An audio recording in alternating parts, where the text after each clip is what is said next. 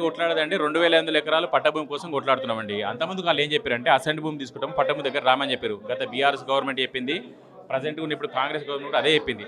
So మేము అదే stick అవుతారుగా అని చెప్పేసి అప్పట్లో కొంతమంది అసెంట్ భూమి ఇచ్చిర్రు ఇయ్యలే అంటలేను. సో ఇప్పుడు పట్టభూమి మాత్రం వాళ్ళు తీసుకొని ఉన్నారు. మేము కూడా ఇవ్వడానికి రెడీగా లేము యాక్చువల్గా.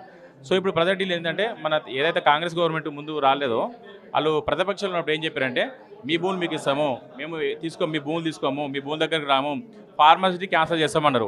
ఫార్మాసిటీ క్యాన్సిల్ అంటే ఏంటంటే జీవో 31 ప్రకారం ఫార్మాసిటీ వచ్చిందండి. జీవో 31 క్యాన్సిల్ చేస్తామని చెప్పారు. మేము అదే డిమాండ్ అడుగుతున్నాం ఇప్పటికీ.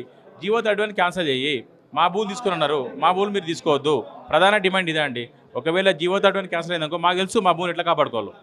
జీవో 31 ఏంటంటే కథమే, ఫార్మాసిటీ కథం, మా భూములు మాకు రిటర్న్ వచ్చేస్తాయి. ఈవెన్ పోయిన భూముల కోసం కూడా కొట్లాడవచ్చు. ఎందుకంటే వాళ్ళకు కూడా పోయిన భూములు కూడా సరిగ్గా న్యాయం జరగలేదు ఇప్పటివరకు. కొంతమందికి పైసలు వచ్చినాయి, కొంతమందికి పైసలు రాలేదు, కొంతమందికి ప్లాట్ రాలేదు ఇప్పటివరకు. చాలామంది నిరుపేదలు ఉన్నారు ప్లాట్ రాళ్ళు కూడా. వాళ్ళు ఎక్కడ తిరుగుతారండి, ఏ ఆఫీస్ తిరగాలి, మాకు ప్లాట్ రావాలి, మాకు ప్లాట్ రావాలని చెప్పేసి. సో ఆ సమస్యలు కూడా ఉన్నాయి. మెయిన్ ప్రధాన ఎజెండా ఏంటంటే ఇప్పుడు మాది ఏదైతే 2500 ఎకరాలు గుంజుకోము, మన పట్టలాంటి తీసుకోము, మేము రాగానే ఫార్మాలిటీ క్యాన్సిల్ చేస్తాము, మీ భూములు మీకు ఇస్తాము అన్నారో దాని గురించి కొట్లాడుతున్నాము. ఎంతసేపు మా ఇప్పుడు మల్లెడ్డి వెంకరెడ్డి గారు ఉన్నారు.